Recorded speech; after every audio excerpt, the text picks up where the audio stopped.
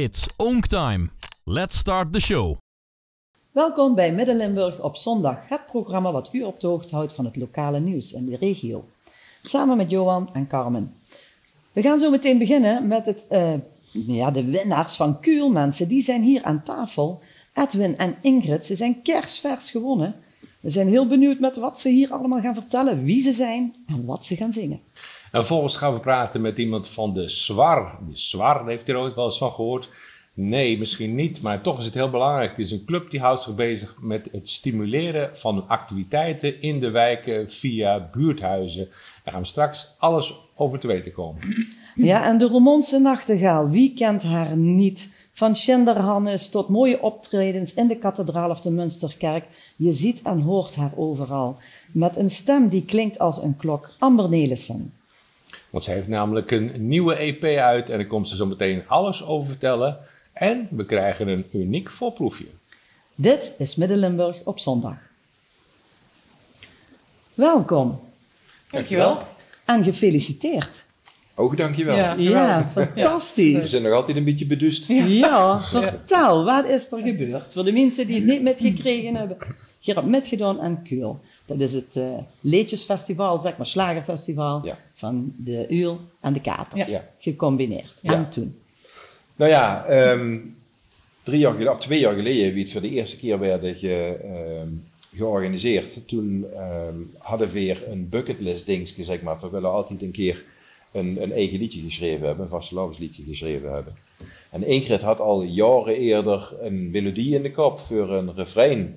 Had dat een keer ingezongen op de telefoon, maar dat is toen een beetje blijven liggen. En op een gegeven moment dacht ik, nu moeten we dat toch het mee doen. En al gaandeweg, wie dat liedje ontsting, zeg maar, waren we met Cleo, onze producer zal ik maar zeggen, die zei van, god dat klinkt zo leuk.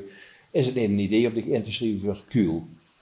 Dat is nu opnieuw opgezet. En de Uil en de Katers die gaan een liedjesavond weer opnieuw opzetten. En waren u gelijk enthousiast? Of? Ja, vanzelfsprekend. Ja, vanzelfsprekend. Als zo iemand dat erin ziet. Ja, weet je, je hebt een ideetje en je gaat daarmee aan de slag. En dan op een gegeven moment komt daar een liedje uit. En je hebt dat nooit eerder gedaan, dan vind je alles geweldig natuurlijk. Ja, en als je dan de kans krijgt om mee te doen met Kuul, dan wil ze dat doen. Dat is wel heel bijzonder, ja. Dus toen hadden we de smaak te pakken. Ja. En vorig jaar het Ingrid het gedaan. Ik had een hernia vorig jaar, dus dat werd een beetje lastig om op het podium te staan. Dus Ingrid heeft vorig jaar met een cover gedaan. Ja. En dit jaar ontsting het eigenlijk weer min of meer spontaan. We waren aan het wandelen van de zomer. En als ik aan het wandelen ben, dan heb ik altijd melodietjes in de kop. En daar kwam het woord bij. Ik denk, ik pak mijn telefoon en ik neem dat op. En toen ben ik daar voor gaan zitten en heb ik bedacht, waar ik daar dan voor een verhaal bij zou willen vertellen. En vooral met het eerste liedje hebben we ons ook een beetje naïef, zeg maar, ingeschreven voor het LVK. Want we hebben een liedje, dan moeten we ook met het LVK natuurlijk. Dat is wel een avontuur natuurlijk. Dat is zeker een avontuur. En we hebben ook eigenlijk wel een heel leerzaam juryrapport teruggekregen.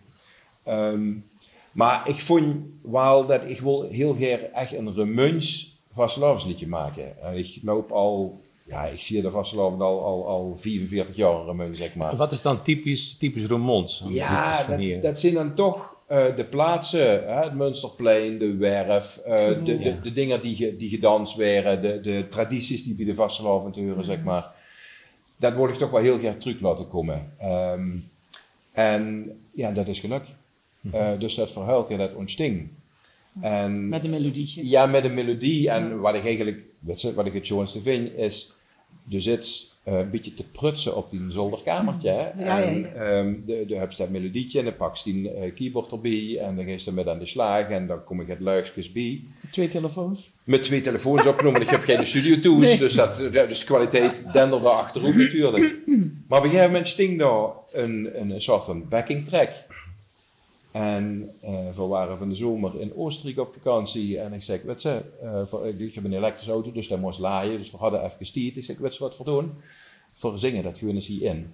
Dus die mensen die bij dat tankstation waar we stinken te leiden, die dachten, wat echt zitten die te waar. doen Ja, en daar tankstation. toe. Ja. Dus we zouden het voor, ik zou het met te doen. Toen springen in die auto, ja. En toen hadden we het op de telefoon staan.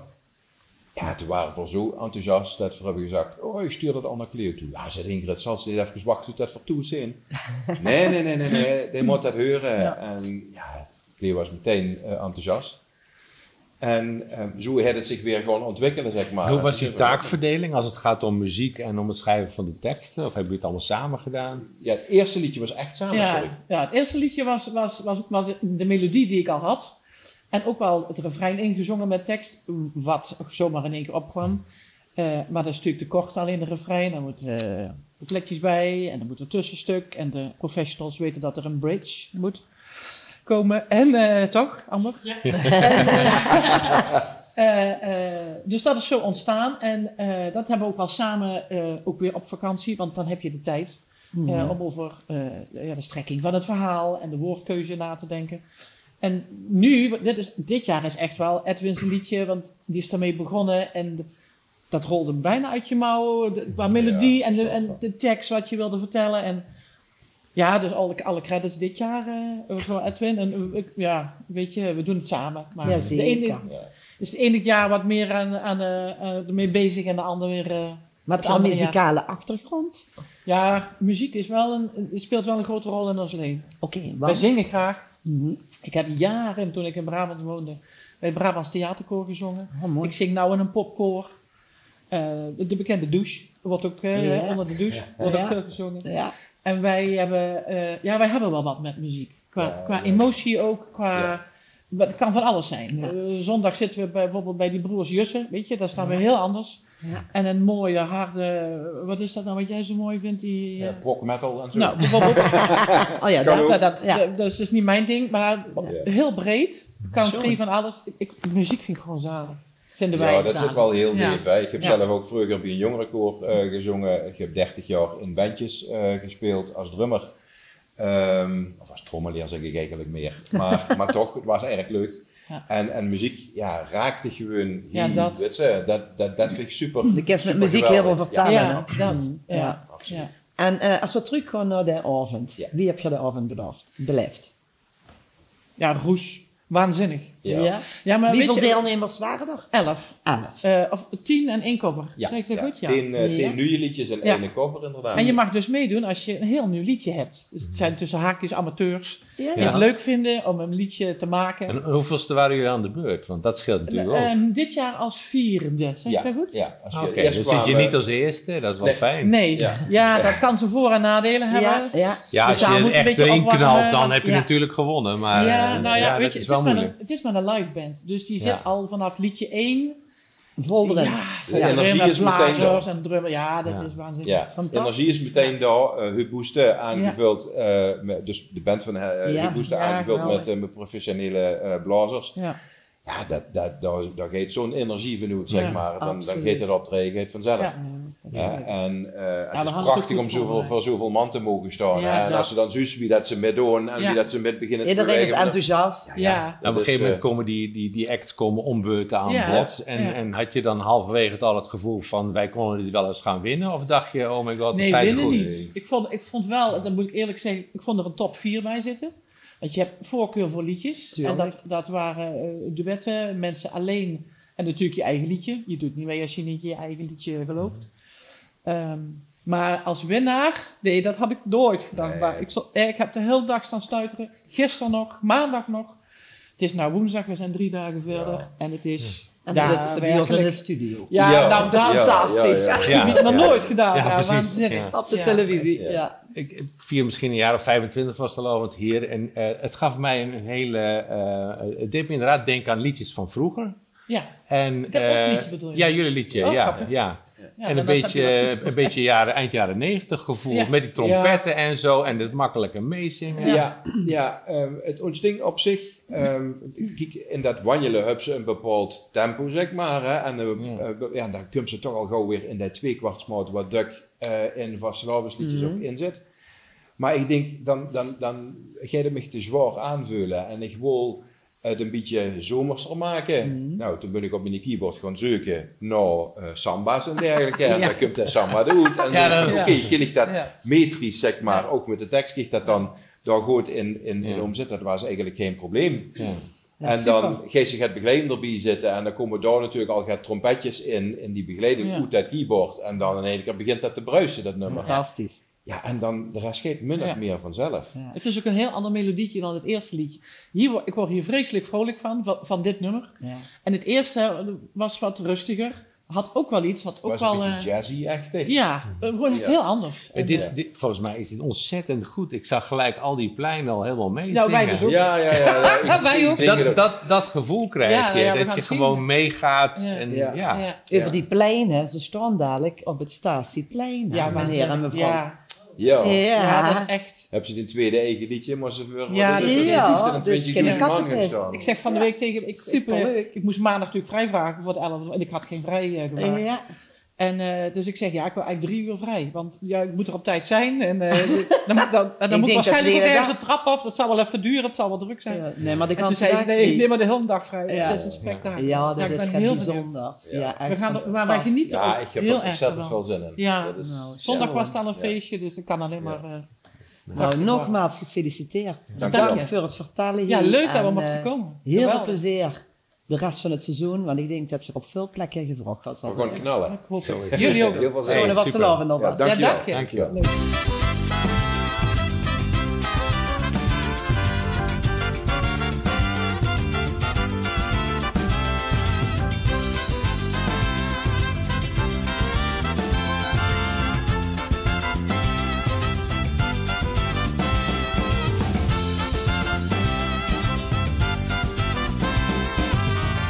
Leef ik door de stad, ik ga het naar de zin. Aan de hand van mijn schat, dat was pas het begin. Verzogen vaste loopensvierders allemaal bijeen. Die dansen door de werver op het Münsterplein. Ze zongen goeienacht en knielden op het grond. En sprongen valderiezen op en sloten een verrond. Ieder jaar opnieuw. Vierde vastelovend, ieder jaar opnieuw, zijn weer in een gooie buur. Ieder jaar opnieuw, sloeten weer met vastelovend, ieder jaar opnieuw, een verbond van leuke lu. Ieder jaar opnieuw, een verbond van leuke lu.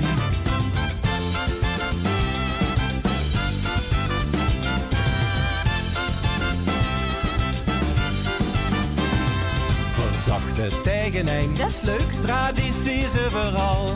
En met de vastelovend is dat nog meer het geval. De botte leuke lu zijn hier, die vieren zo meteen. Dan sloten ons scherbier aan, jongen uit bijeen. Dan start hier het verbond vandaag van lol en van plezier. We dansen samen door de stad en drinken een glas bier. Ieder jaar opnieuw. Vierde vastelovend, ieder jaar opnieuw, zijn weer in een gooie buur. Ieder jaar opnieuw, sloeten weer met vastelovend, ieder jaar opnieuw, een verbond van leuke lu. Ieder jaar opnieuw, een verbond van leuke lu.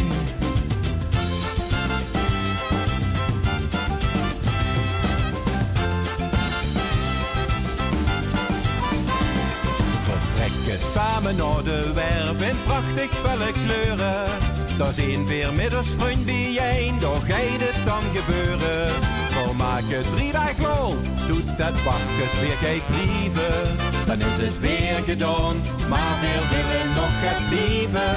We pikken wel en drinken weg, maar dan is het al klaar. En weer weer we blij, want weer zien ons volgend jaar. Ieder jaar opnieuw.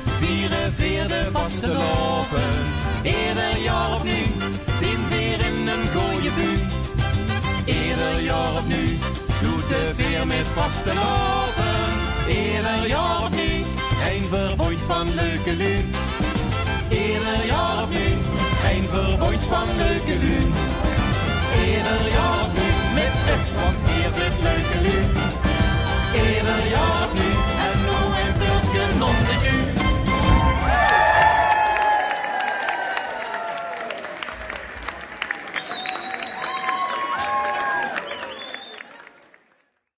In de jaren 70 en 80 waren wijken en buurthuizen vaak het kloppend hart van de wijk. Maar tegenwoordig is dat niet meer vanzelfsprekend. Dus is er actie ondernomen om daar wat aan te doen in Roermond. Er is een pilot gestart en daarvoor is aangeschoven Marielle Hendricks, accommodatiemanager van Stichting Wijkaccommodaties Roermond. Hele mond vol. Welkom. Ja. Hartelijk welkom. Dankjewel. Een proef van 2 jaar in Roermond met 2 wijkhuizen. Wat houdt dat precies in? Het zijn 4 wijkhuizen. Oh, het zijn er 4, sorry. Ja, correct. Nou, wij willen heel graag stimuleren dat bewoners uit de wijk naar onze wijkaccommodaties komen. Dat is onze doelstelling. En daarvoor hebben wij inderdaad een pilot, een proef, samen met de gemeente Roermond georganiseerd. Dat mensen die iets willen organiseren, kleinschalig, dat ze dat in onze wijkaccommodaties kunnen doen. Daar hebben wij een bepaald budget voor en dat willen wij heel graag stimuleren daardoor. Ja, het gaat om Donderriede, Velderriede, Vlonder en het Ja, Trefpunt. correct. Waarom zijn deze gekozen? Nou, de Stichting Wijkaccommodaties Roermond, SWAR als afkorting. We hebben natuurlijk de 4 wijken in Roermond, de belangrijke wijken. Dus wij kunnen echt wel van betekenis zijn in die wijken. De Kemp, Hoogvonderen, het Veld en de Donderberg. Maar Roermond is natuurlijk groter dan Ja, dat. er zijn natuurlijk meer. We hebben Zwalmen, we hebben andere wijken. Ja, nou ja, goed. Ze hebben ons daarvoor uitgekozen om dat te doen. Omdat we natuurlijk toch die exposure kunnen geven daarvoor. Ja, maar wat is dan de reden dat deze 4 gekozen zijn? Heeft het te maken met financiering of met politieke keuzes? Nou ja, ik denk met een stukje vanuit de gemeente, vanuit de SWAR, dat wij dat samen hebben opgezet eigenlijk om dat te doen. Dat we hebben gezegd van ja, wellicht kunnen wij daar een betekenis aan geven. Kortere lijnen dan. Hè? Het zijn kortere lijnen. Dat is één. En je hebt direct 4 wijkaccommodaties natuurlijk. Ja. Dus dat scheelt ook.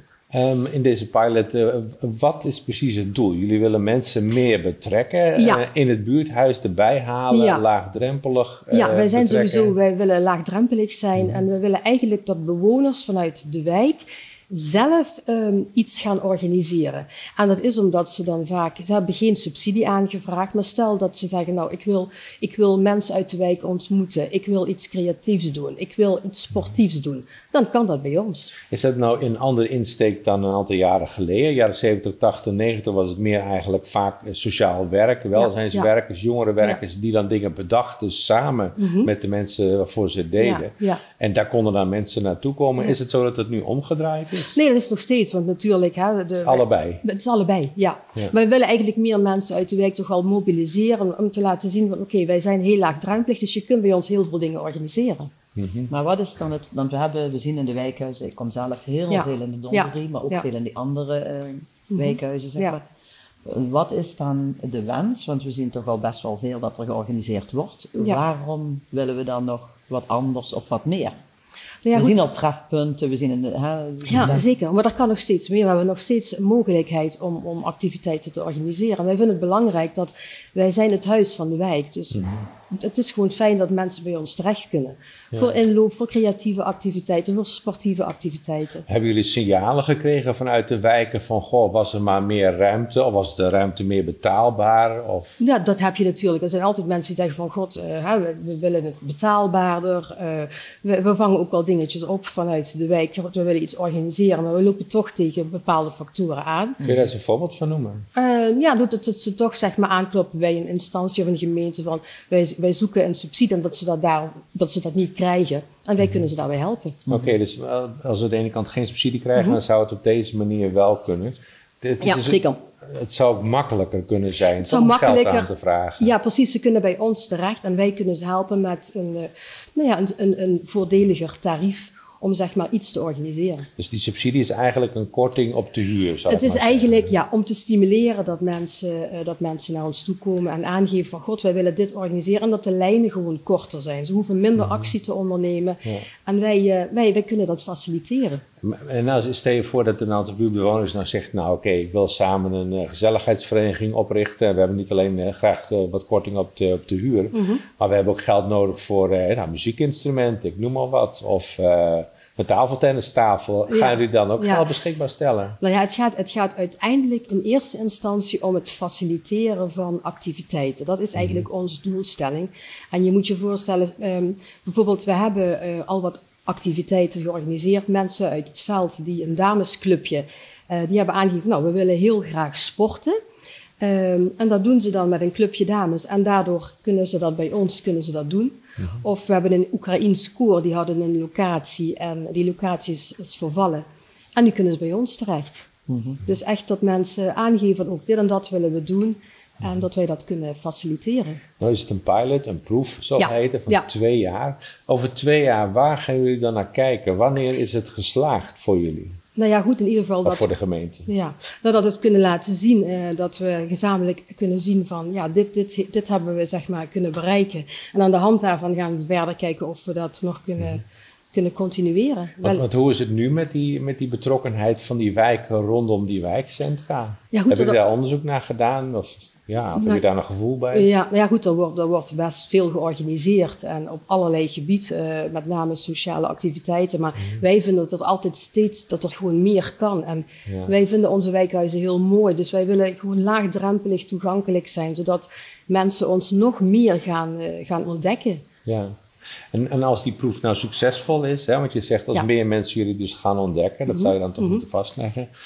Is het dan ook denkbaar dat die proef wordt uitgerold naar andere accommodaties in Roermond? Ik denk het wel, ja zeker. Ja, en hopelijk dat wij het misschien nog kunnen continueren. Dat we zeggen van het is zo succesvol, wij gaan dan nog mee verder. Ja. Het zou wel fijn zijn, want de wijken waar we het over hebben, hebben daar veel behoefte aan. Ja. We zien ook dat een wijkhuis een belangrijke rol. Vroeger was het de kerk wat veel die rol speelde. Ja. Dat is niet meer zo. Nee. De scholen zouden het veel meer. Kinderen zitten heel vaak in een naschoolse opvang. Ja. Ook vaak.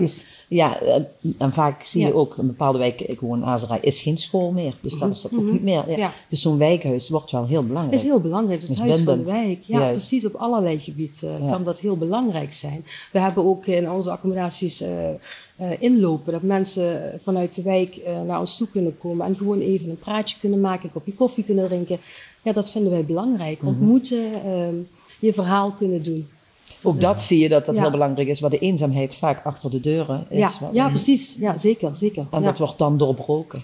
Ja. En het moet laagdrempelig zijn, zodat je durft, net zoals dat je naar de winkel gaat boodschappen doen, moet je daar eigenlijk naar binnen kunnen lopen. Ja, dat merken we toch wel, dat mensen dat toch vaak nog bezwaarlijk vinden. Dat ze denken van ik kan daar niet naartoe. Maar wij kunnen zoveel organiseren. Ook mensen die wat vragen hebben, die wat problemen hebben met belasting invullen. Bij ons, je kunt overal een antwoord op krijgen. Ja. Zijn er bepaalde groepen waar jullie op richten? Leeftijden, achtergronden? Behalve dan de wijk is het enige criterium? Het wijk is het criterium. Het kan ook zijn dat er een kinderdisco georganiseerd moet worden. We hebben nu in december voor de tweede keer, dat ook vanuit de pilot, hebben we een dansmatinee. Mensen uit de wijk die wat naar ons toe komen en die wat een dansmiddag gaan ervaren. En dat is zo leuk om te zien, want dan ontmoet je ook weer andere mensen uit de wijk. Mooi. Dus activiteiten heel belangrijk. Ja. Ik denk inderdaad ook voor de leefbaarheid en van de wijken dat het heel belangrijk is. Dat en de functie, het is het huis van de wijk. Dus iedereen is welkom en het is gewoon heel erg mooi om te zien als je ziet wat er wordt gedaan. Wat er wordt georganiseerd. Oké, nou ik zeg, hou ons op de hoogte van de voortgang van de pilot, wat er ook uitkomt. Ja. Dank dat je hierover wilde komen vertellen. Heel graag gedaan en dankjewel voor de uitnodiging. Graag gedaan.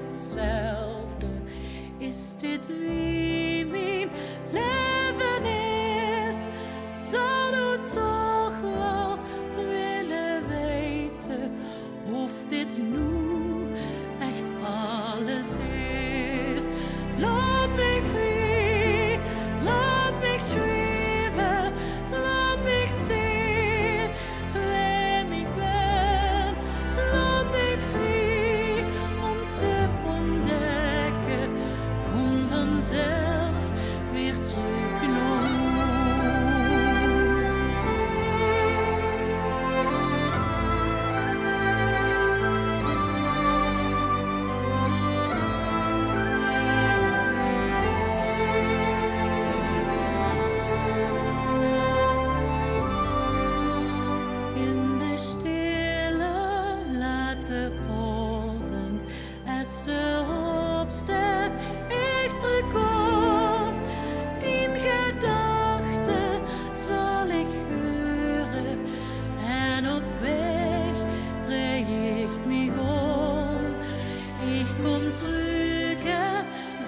ik vind je en het einde is in zicht.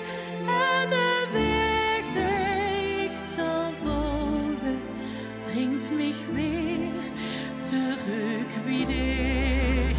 Laat mich frei, laat mich zweven, laat mich zien wie ik ben.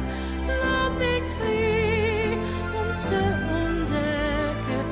Kom vanzelf weer terug naar huis. Laat mich frei, laat mich zweven, laat mich zien wie ik ben. Laat mich frei om te ontdekken. Kom vanzelf weer terug naar huis.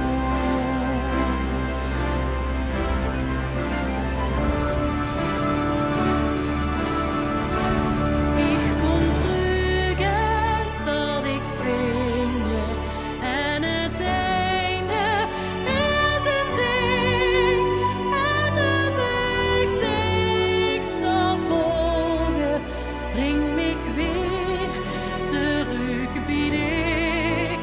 Laat mich frei, laat mich zweven, laat mich zien wie ik ben. Laat mich frei om te ontdekken.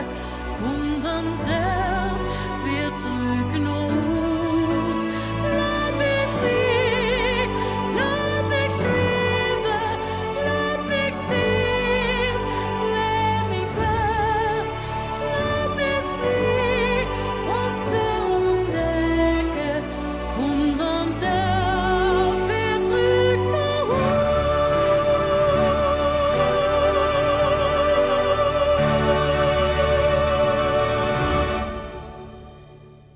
Amber Nelissen, het is een naam die eigenlijk geen introductie meer behoeft. Een van de Limburgs beste zangeressen. En vandaag is ze bij ons in de studio.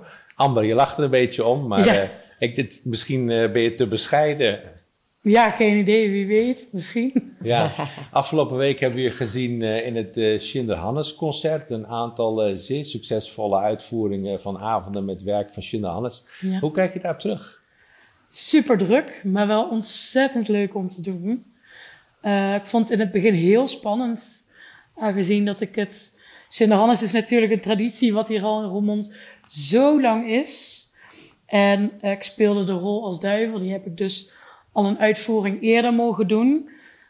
Vaak gespeeld door mannen. Als het een vrouw was, zong die vrouw heel laag. Wij gingen met het concept weer terug naar de basis. Maar de duivel ging heel hoog zingen. Dus ik had zoiets, oh nee, en wat gaan die mensen wel allemaal niet vinden? En Ja, wat gaan ze ervan zeggen? ja, en dat vond ik zo lastig. Dat Ik vind ging ik- automatisch weer in het Nederlands. hè. Ja. Maar nee, dat vond ik zo lastig. Dus ik ga echt zoiets van, oh, wat gaan we doen? En, maar uiteindelijk vond ik het wel, ja, viel het eigenlijk wel met. Ja, super. Want aan het eind, dan, dat zullen we niet veel verklappen, denk ik. Mensen kennen het verhaal wel. Wordt de duivel gevangen, maar voor die tijd is ze een beetje aangeschoten. En ik moet zeggen, ik heb met volle teugen genoten van hoe je dat deed. En volgens mij jij zelf ook. Een beetje dronken, zingen, En spelen. die was het leuk, vind je, want anders ga je het niet. Ja, ik vind het, het heeft zijn charme. Ik bedoel, ik zeg ook altijd tegen kinderen die les geven, juist een rol die ze in het dagelijks leven, is allemaal binnen de lijntjes en netjes. En werd er geleerd wie ze door het leven moest gaan. En het duivel, dat denkt eigenlijk, ja, Shit, man. dikke, Ja. gewoon niet doen. Ja, ja. Ja, dat vettige, dat vind ik zo leuk om te doen. Ja. En ik drink nooit. Nee. Dus om zo'n dronken scène te spelen, Ja. dat mensen aan al vragen, wie vaak ben je wel eens dronken geweest en zaad? En ik dan zeg, nou eigenlijk nog nooit. Ja, Ja. nee. Lukt wel. Het plezier dus. spatte er vanaf. Je wentelde je helemaal in die rol. Zo van, heerlijk om te doen. Ja. Dus, Fantastisch. goed. Ja. Maar we zitten hier niet voor de Schinderhannes. Want je bent natuurlijk actief op meerdere fronten met musicals, met zang. En je hebt een nieuwe EP uit. Ja, klopt. De EP is Het Leven. En bestaat uit 5 nummers. Wat 3 Limburgstalige en 2 in het Engels. Het zijn voornamelijk, het zijn eigenlijk allemaal covers. Het Dus het waren al bestaande muziek. Zelfs de tekst is bijna overal hetzelfde, mits ze dus in het Limburg zijn. Dan zijn ze vertaald. Ook mijn eerste single is vertaald. Maar natuurlijk moet er dan allemaal weer eerst toestemming gevraagd worden. Sommige liedjes zijn instrumentaal heel anders aangepast.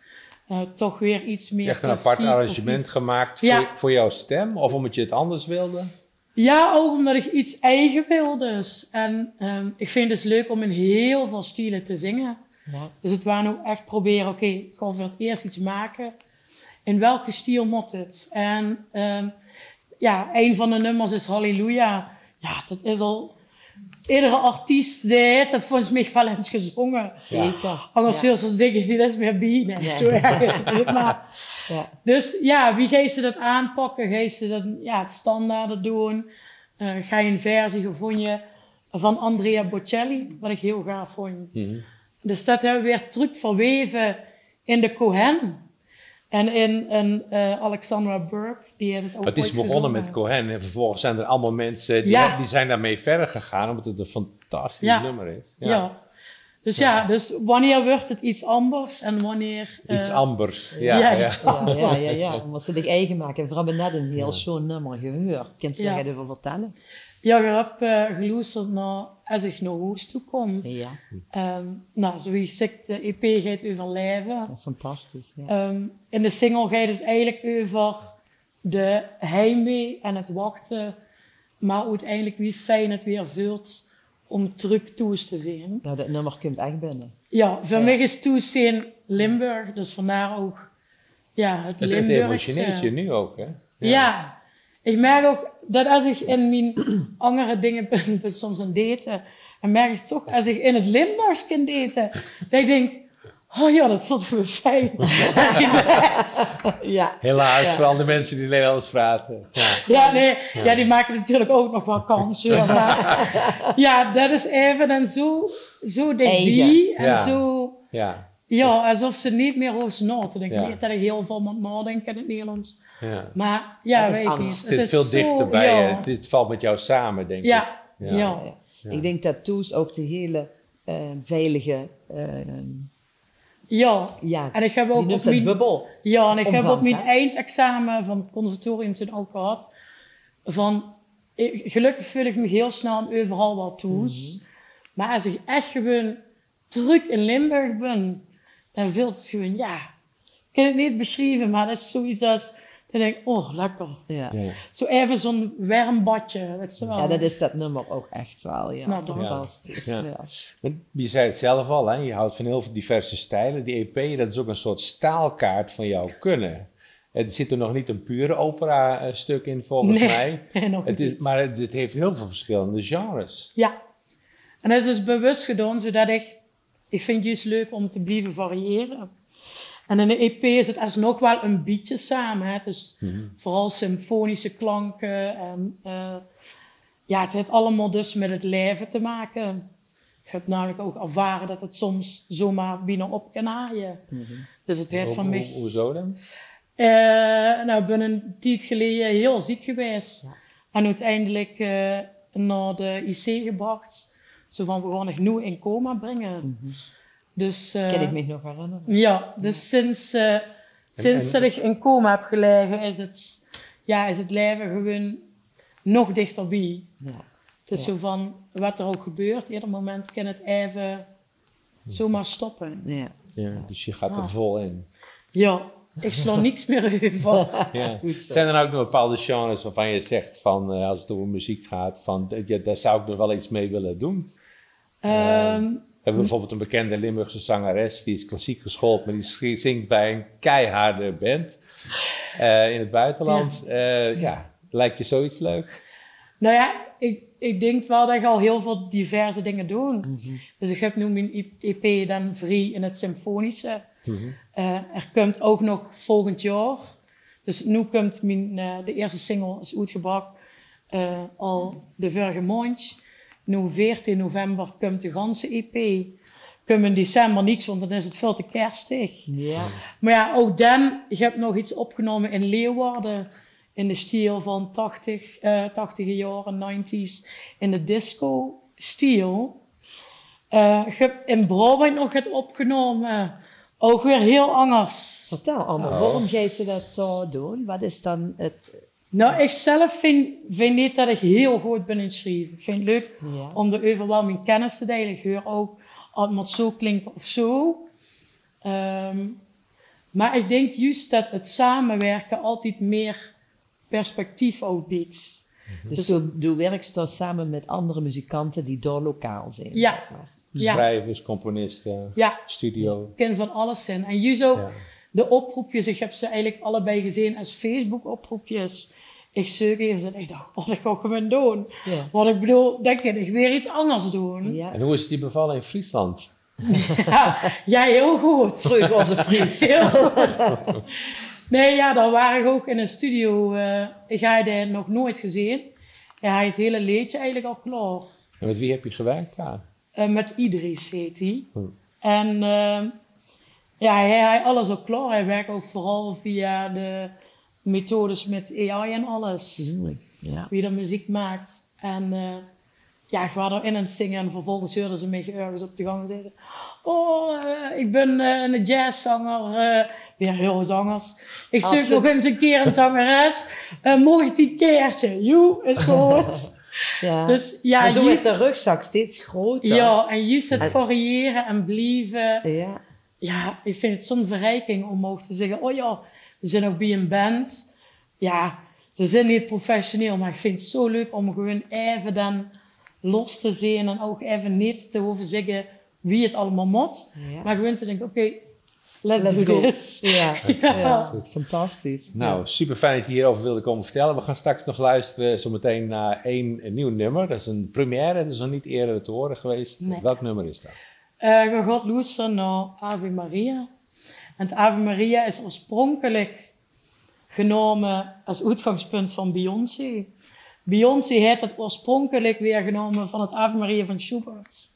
En ik heb dus eigenlijk dat Ave Maria van Beyoncé weer iets meer van Schubert teruggebracht. En wat merk je daar nou van?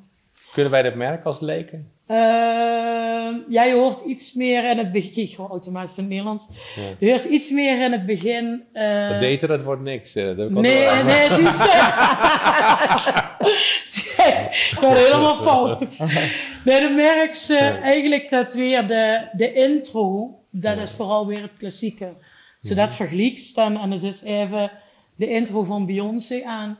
Hoort ze wel even, terwijl het zingen dan weer meer richting het Beyoncé gaat dan richting het hele klassieke. Ja. Dus dat variëren. Ja. Allemaal voordat we er nog gaan luisteren, wat staat er nog allemaal op het programma? Hoe kunnen we dich nog gaan bewonderen? Want dus als het hier wel in november, december weer druk krijgen. Een paar highlights. Een paar highlights. Nou, ik ga in december weer heel veel concerten doen. Ze zingen ook regelmatig nu no-programma's in de AC. In diverse stilen, soms 70s, 80s concert. Ja. En nu in december nog een ABBA no-programma. Dat is ook voor de mensen die niet naar ABBA gaan. Die kunnen dan naar het cultuurcafé daar komen om te luisteren. Ja, ja. Ja, eigenlijk van alles. Het is vooral allemaal kleine dingetjes wat ik ga doen. Ja, en dus nu dan die EP uitbrengen en die nummers wat blijven komen. Oké, nou, we zullen nog heel veel van je horen, hopelijk de komende jaren. Fijn dat je hier wilde komen vertellen en heel veel succes met de concerten en de promo van je EP. Heel veel succes. Met jou.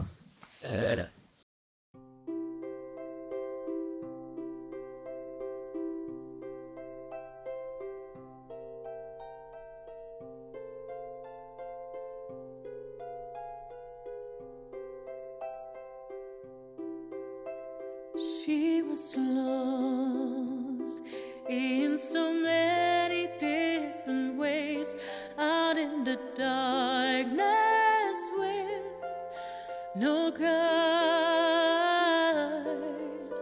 I know the cost of a losing end, but for the grace of God, go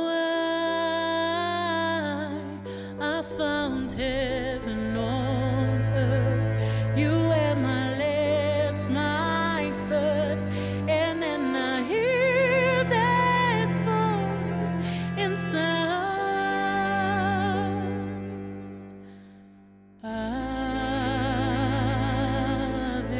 Maria.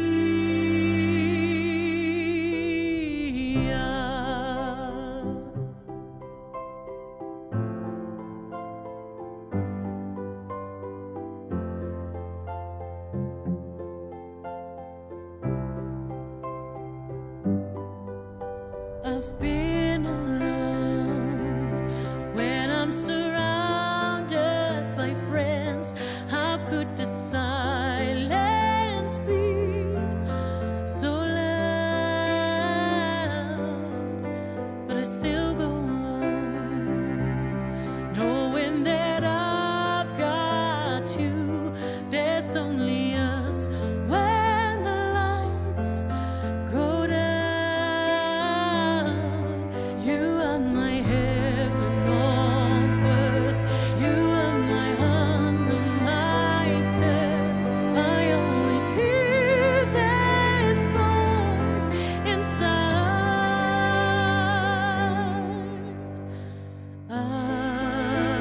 Ave Maria.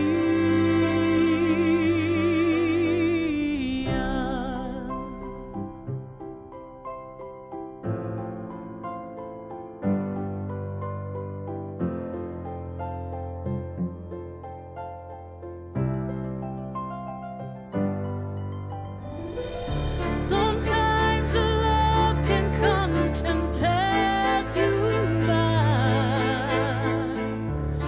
while you're busy making plans.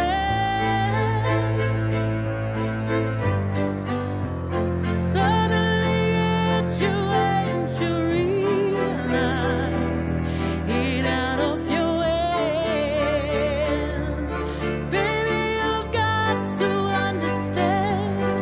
You are my heaven on earth. You are my last, my thirst. And then I hear this voice inside. Ave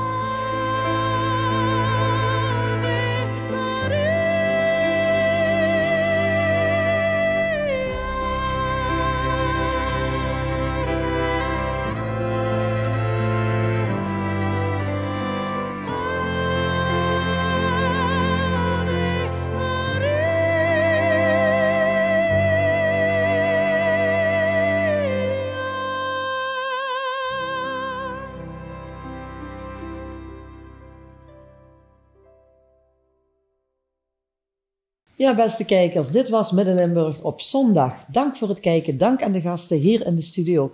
En heb jij een leuk verhaal? Ken je iemand die iets te vertellen heeft of iets meegemaakt heeft of mee gaat maken? Laat het ons weten en wellicht zit hij of zij volgende week bij ons in de studio. Tot volgende week. Deze uitzending wordt mede mogelijk gemaakt door Kampeerwinkel Roermond en Euro PC Roermond.